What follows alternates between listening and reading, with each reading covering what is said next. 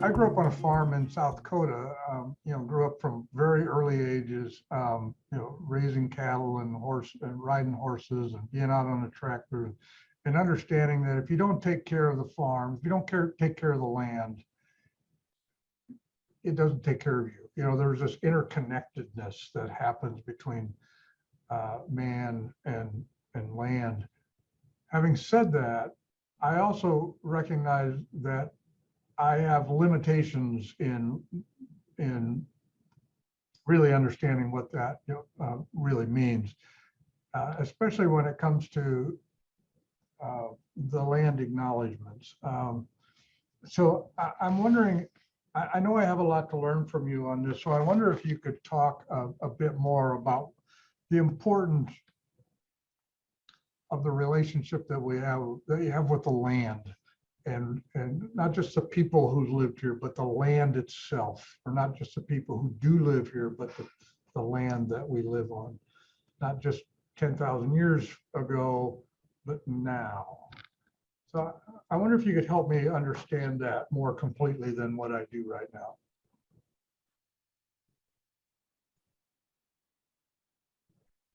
This is another difficult question. These are all difficult. As you mentioned, growing up in a farm, I grew up in the village of Sitka in a very traditional family, living off the land, and we didn't have running water or electricity, and we had to haul our fresh water. I mentioned earlier that I'm a cemetery caretaker. I restore cemeteries. For the last 10,000 years, our ancestors have lived and died on this land.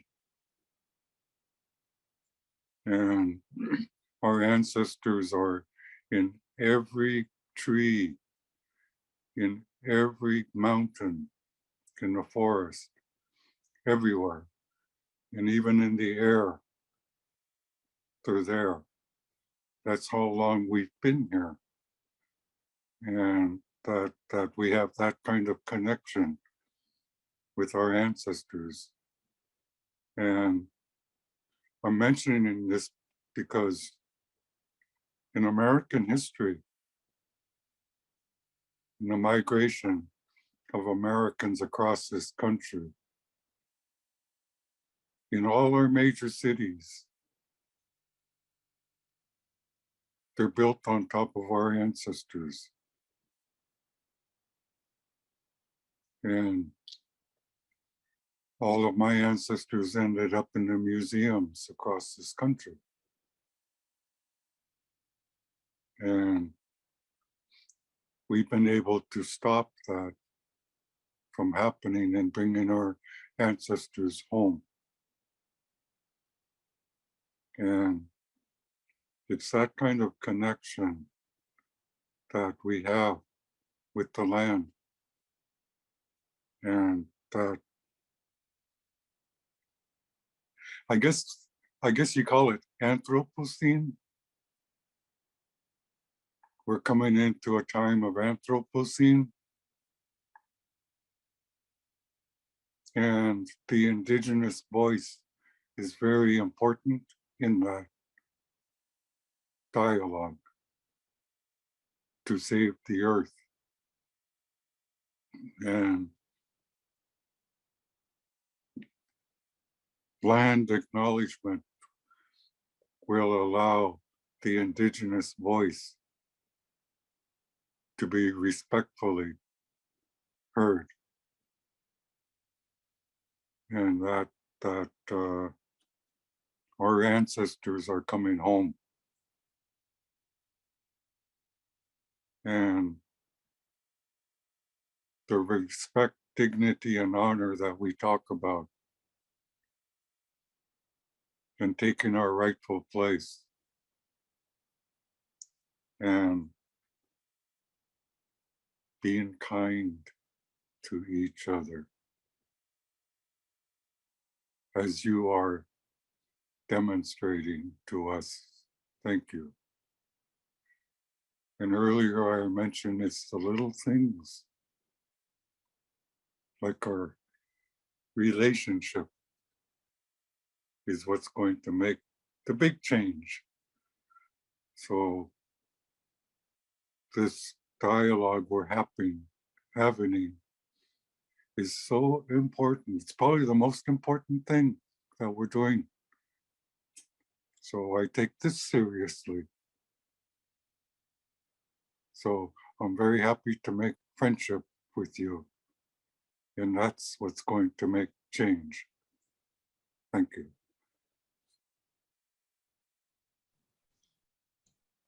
Oh, one last thing. Yes. I am Tlingit. Tlingit means human being. So I am human being, just like you. And that we have a vested interest in improving our relationship and making our tribal citizens thrive. We have a vested interest in that. And so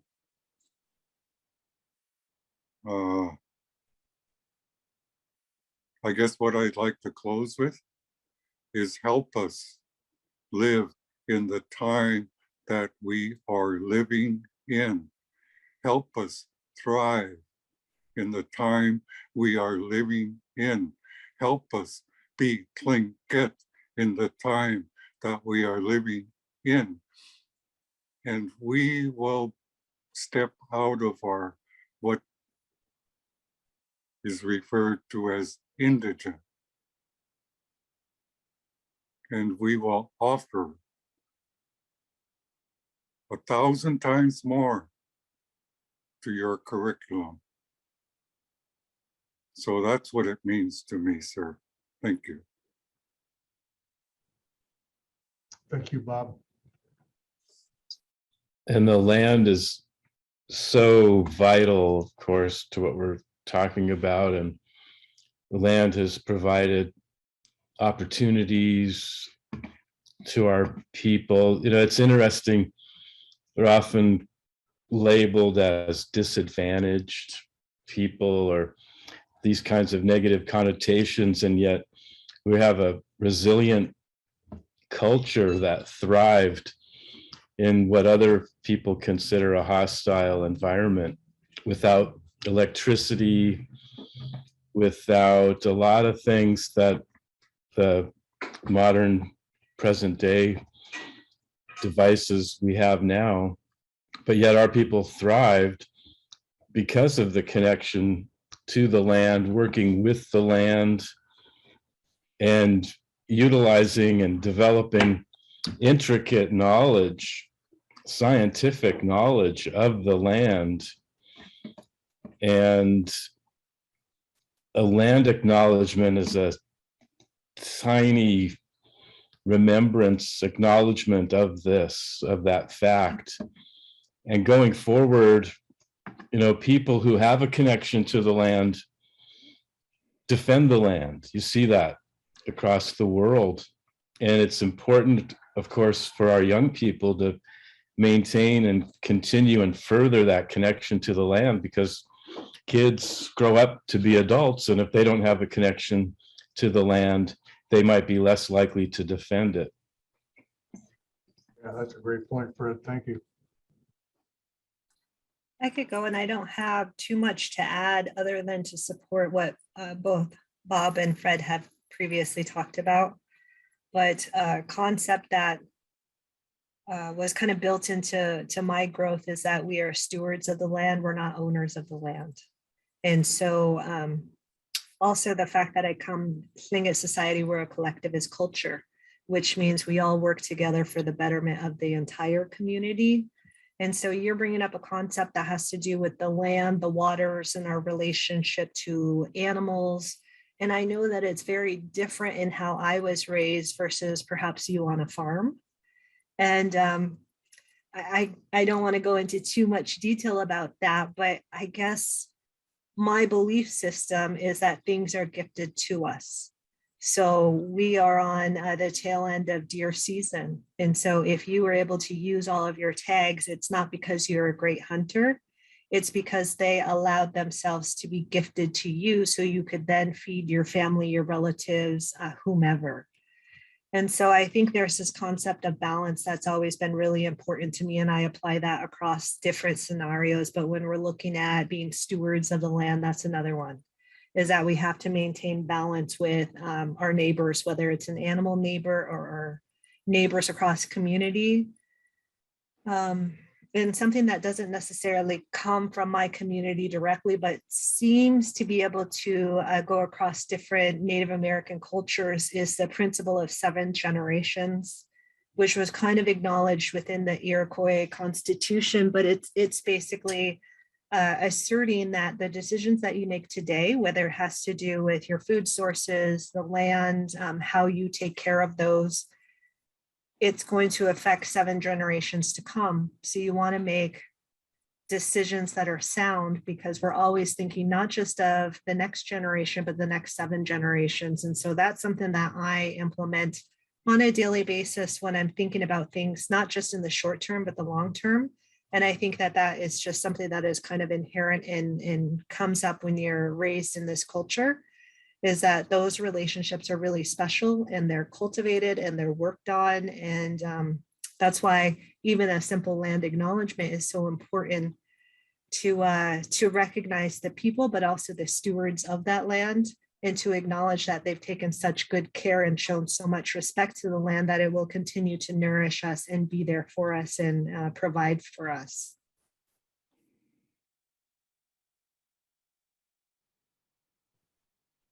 Thank you, Crystal. Ashlynn, anything else you would like to add to that? The importance of acknowledging the land during the land acknowledgement, not just the people. Yeah, so